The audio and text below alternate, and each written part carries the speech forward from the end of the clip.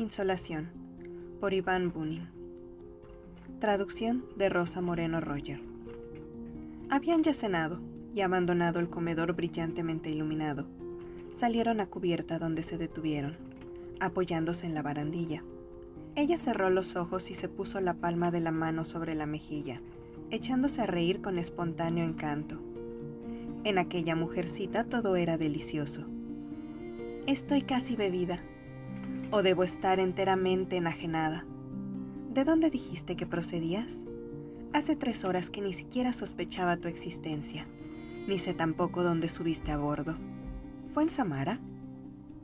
Bien, no importa, querido. Me da vueltas la cabeza, o está girando el barco. Ante ellos se extendía una oscuridad llena de puntos luminosos. Una brisa fuerte y ligera acarició sus rostros, mientras las luces se deslizaban a lo largo del vapor que efectuó un brusco viraje sobre la corriente del Volga para acercarse al pequeño desembarcadero. El teniente tomó la mano de la mujer y se la llevó a los labios. Era fuerte y pequeña, y su bronceado le daba un peculiar perfume.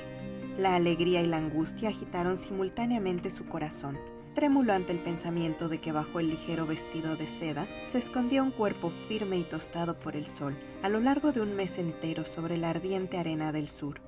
Ella le había dicho que procedía de Anapú. El teniente murmuró: «Bajemos aquí». «¿Dónde?», preguntó ella asombrada. «Aquí, en este desembarcadero». «¿Por qué?». Él guardó silencio. La mujer apoyó de nuevo su mejilla en la palma de la mano.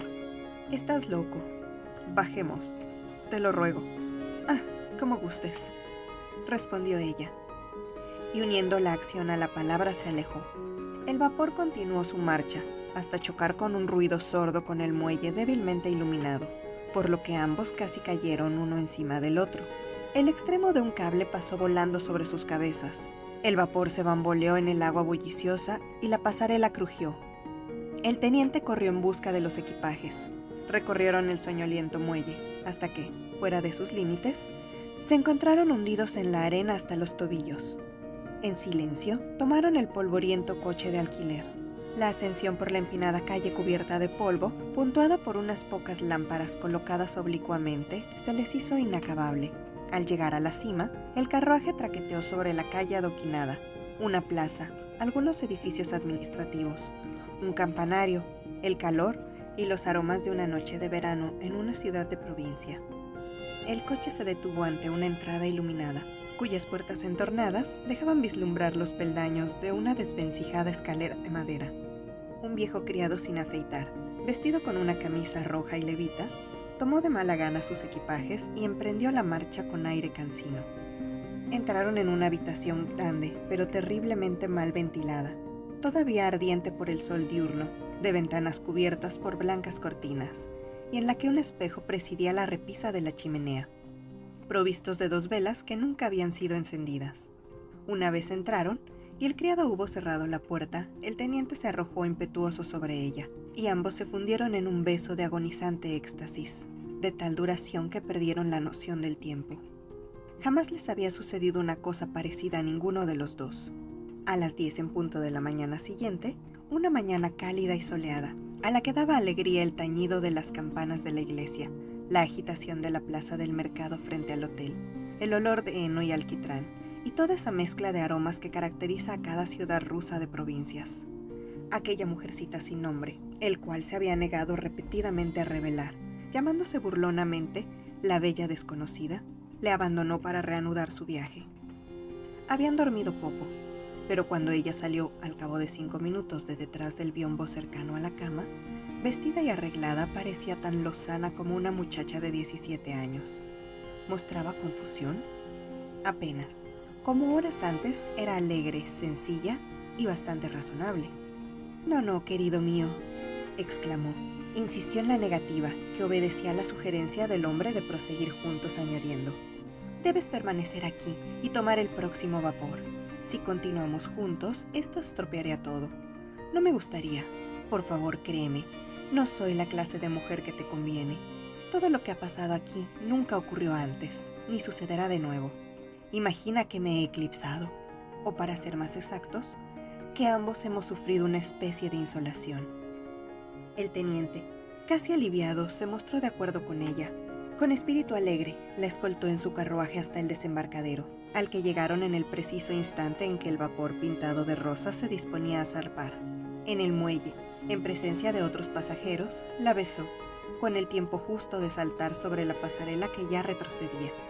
Con la misma ligereza de espíritu volvió al hotel. Algo había cambiado. La habitación parecía diferente sin ella. Estaba llena de su presencia. ¡Qué extraño!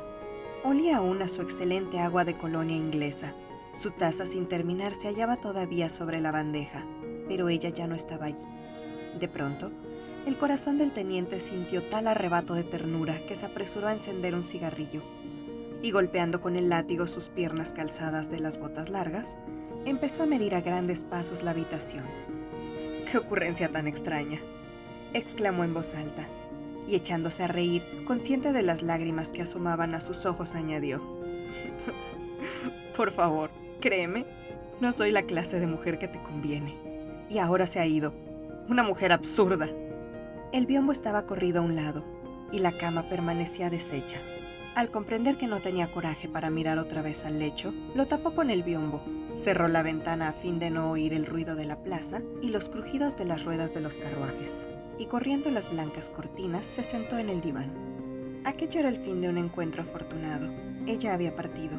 Estaría ya lejos, sentada sin duda en el blanco salón de espejos, o encubierta, contemplando el inmenso río cuyas aguas centelleaban al sol, las veloces falúas, los amarillos blancos de arena, el resplandor del agua y el cielo, y toda la inmensa extensión del Volga. Adiós para siempre, para toda la eternidad. ¿Se encontrarían alguna vez de nuevo? Después de todo, murmuró, me es imposible bajo ningún concepto visitar la ciudad donde vive su marido, su hija de 3 años de edad, el resto de su familia, donde ella está siempre.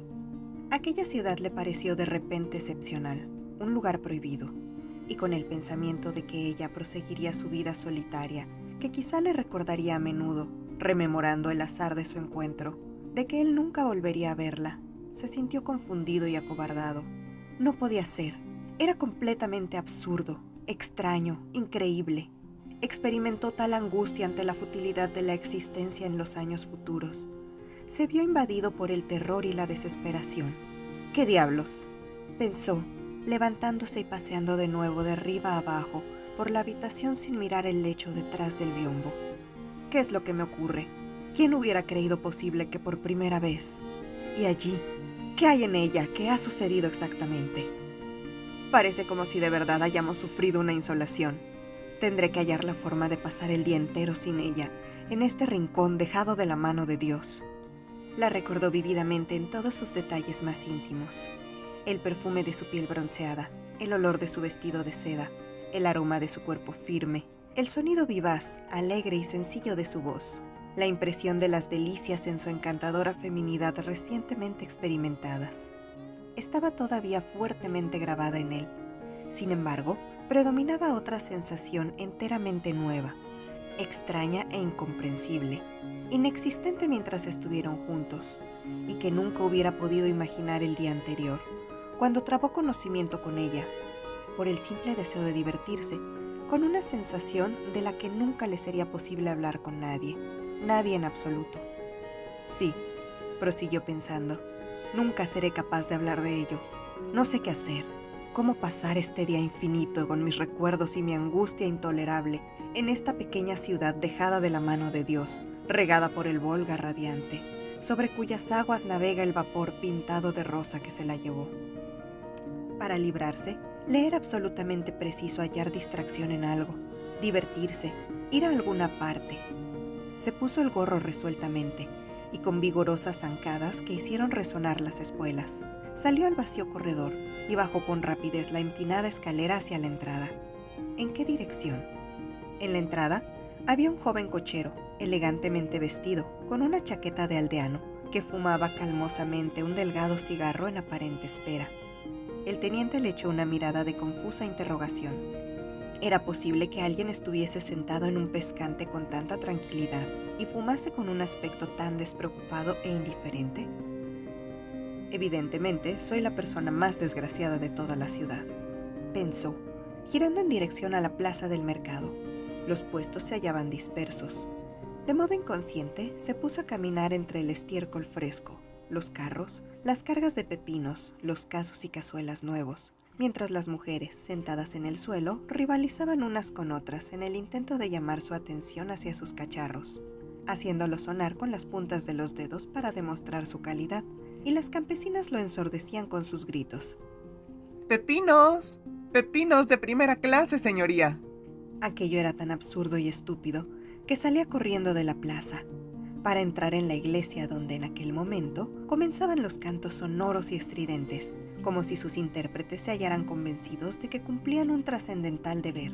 Saliendo, echó a andar por las calles y bajo el calor del sol deambuló por los senderos de un pequeño jardín abandonado en la falda de una colina, contemplando el ancho río que destellaba con un brillo de acero. Las sombreras y botones de su traje blanco de verano se calentaron hasta tal extremo que resultaba imposible tocarlos. La banda interior de su gorro estaba húmeda por el sudor y su rostro ardía. Al volver al hotel, sintió un indescriptible alivio al refugiarse en el enorme comedor fresco y vacío.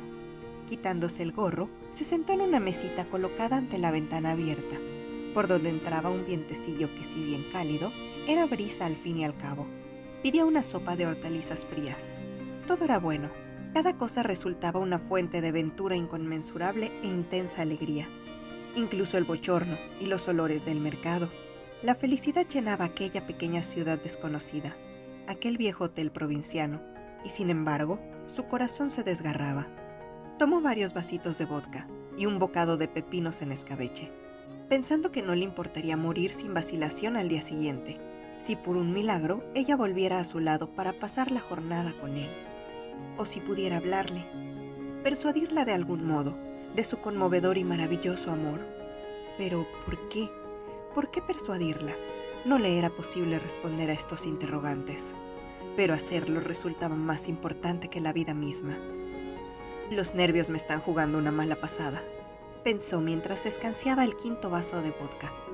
Consumió una garrafita entera, esperando que la embriaguez le hiciera olvidar y terminara con su exultante agonía, pero no logró otra cosa que acrecentarla. Apartó a un lado la sopa, pidió un café muy cargado y empezó a fumar, reflexionando intensamente acerca de los medios para librarse de aquel repentino e inesperado amor. No obstante, se dio cuenta con aguda intuición de que le sería imposible, y de súbito, con un movimiento brusco, se levantó y cogió el gorro y el látigo, y tras preguntar dónde se hallaba la oficina de correos, se dirigió con presteza a la dirección indicada, con las palabras de un telegrama bailándole en la cabeza. De ahora en adelante, mi vida es enteramente tuya, hasta la muerte, haz con ella lo que quieras. Pero al llegar al edificio de gruesos muros que albergaba las oficinas de correos y telégrafos, se detuvo lleno de horror. Sabía la ciudad donde ella vivía y que tenía un marido y una hija de 3 años, pero no su apellido, ni su nombre de pila. Varias veces, en el transcurso de la velada se lo preguntó, pero en cada ocasión ella se había echado a reír diciendo, ¿para qué quieres saber mi nombre? Soy María Green, la reina del país de los duendes. O simplemente la hermosa desconocida. ¿No te basta? En la esquina, cerca de la oficina de correos, divisó la vitrina de un fotógrafo. Contempló fijamente el enorme retrato de un militar de recargadas sombreras, ojos saltones y frente estrecha, propietario de unas patillas sorprendentemente magníficas, y pecho abombado, condecorado con infinidad de medallas. En aquellos instantes en que sus sentimientos habían sido derrotados por la terrible insolación, y por aquel amor y felicidad tan intensos, comprendía lo absurdo, ridículo y horriblemente ordinario de cuanto le rodeaba. Fijó la mirada en una pareja nupcial compuesta por un hombre joven con una larga levita y corbata blanca, y el pelo cortado como un erizo, en cuyo brazo se apoyaba un velo de desposada. Pero apartó la vista para posarla en la fotografía de una muchacha de aspecto atractivo y vivaz, tocada con un ladeado gorro estudiantil. Atormentado por una angustiosa envidia hacia todos aquellos extraños, aquellos seres humanos que no sufrían, clavó su mirada calle abajo. ¿A dónde voy? ¿Qué hago? En su cerebro y en su alma persistía la insoluble y opresiva cuestión. La calle estaba desierta, y las casas, pertenecientes a la clase media, todas parecidas, blancas, con 2 pisos y extensos jardines. Parecían deshabitadas. Un espeso polvo blanco cubría el pavimento. Todo deslumbraba, y cada objeto se hallaba inundado por los tórridos, flameantes, alegres y aparentemente inofensivos rayos del sol. A lo lejos, la calle ascendía en cuesta, pareciendo unirse con el horizonte gris, puro y sin nubes de reflejos violeta. El ambiente tenía algo de meridional. Le recordaba a Sebastopol-Kerch, a Napú. El recuerdo de esta última ciudad se le hizo particularmente insoportable. Con la cabeza baja, los ojos entrecerrados por el sol y la mirada fija en el pavimento, vacilante y torpe, apretó la marcha, retrocediendo sobre sus pasos. Volvió al hotel deshecho por la fatiga, como si hubiera transitado toda una larga jornada por el Turquestán o el Sahara. Reuniendo sus últimas fuerzas, entró en la enorme y desolada habitación. Estaba ya arreglada, y los últimos rastros de ella habían desaparecido, a excepción de un alfiler de pelo olvidado que se hallaba sobre la mesita de noche. Quitándose la casaca, se miró al espejo. Su rostro, el semblante normal de un oficial atezado, cuyos bigotes quemados por el sol y el azul claro de sus ojos parecían más claros en contraste con el rostro. Mostraba disgusto y extravío, y la ligera camisa blanca de cuello almidonado le otorgaba un aire joven e infinitamente patético. Se tendió de espaldas sobre la cama, apoyando sus pies calzados con las botas cubiertas de polvo sobre la banqueta. Las ventanas estaban abiertas y las cortinas corridas, las cuales, de vez en cuando, se hinchaban a impulsos de una ligera brisa, introduciendo en la habitación el bochorno y el olor de los tejados calientes, y de todo aquel mundo luminoso, mudo, casi desolado y desierto, característico del Volga. Yaciendo con los brazos bajo la nuca y mirando al vacío, se forjaba una débil y fabulosa pintura del remoto sur, del sol, del mar y de Anapú, como si la ciudad a la que ella había vuelto, y a la que, sin duda, había llegado, fuera única. Este pensamiento obsesivo provocó la aparición de cálidas y punzantes lágrimas, y al fin cayó dormido. Al abrir de nuevo los ojos, se percibía a través de las cortinas el resplandor rojizo de sol crepuscular. La brisa había cesado, y la habitación mal ventilada y seca parecía un horno. Recordó la mañana del día anterior, a la que recordaba como si hubiera sucedido 10 años antes. Casi de mala gana se levantó, se lavó y, descorriendo las cortinas, llamó a un criado para pedir un samovar y la cuenta. Durante un largo rato estuvo bebiendo té con limón. Luego ordenó que llamaran un coche y metiesen en él su equipaje. Al sentarse en el asiento rojizo y quemado por el sol, dio al criado una moneda de 5 rublos como propina. «Parece como si fuera ayer, cuando traje aquí a su señoría», exclamó alegremente el cochero, cogiendo las riendas. Cuando alcanzaron el desembarcadero, el resplandor azul de la noche de verano ya había oscurecido la superficie del Volga, y en sus aguas flotaba el reflejo de las luces multicolores, y las llamas colgaban del mástil del vapor, ya próximo. «Llega a tiempo», exclamó el cochero en tono obsequioso. El teniente le dio también 5 rublos, y con el billete en la mano se dirigió al desembarcadero. Al igual que el día anterior, resonaba el silbido de los cables, el ligero temblor de la plataforma bajo sus pies, el extremo del cable que llegó volando y el burbujear de las aguas espumosas bajo las ruedas del vapor al retroceder tras el impacto. El espectáculo del barco abarrotado inundado de luz y los olores procedentes de las cocinas parecieron tributarle una cálida bienvenida. Un minuto más tarde, el vapor ya había zarpado y remontaba el río en la misma dirección que tomó aquella mañana. Ante el barco, la oscura puesta de sol veraniega se estaba desvaneciendo rápidamente, reflejándose sobre el río en tonos oscuros, fantásticos e iridiscentes, provocando a lo lejos, bajo el sol poniente, tenues manchas sobre las olas temblorosas, mientras los destellos de luz que brillaban en torno al vapor iban retrocediendo sin cesar. El teniente se sentó bajo el toldo de cubierta, consciente de haber envejecido 10 años.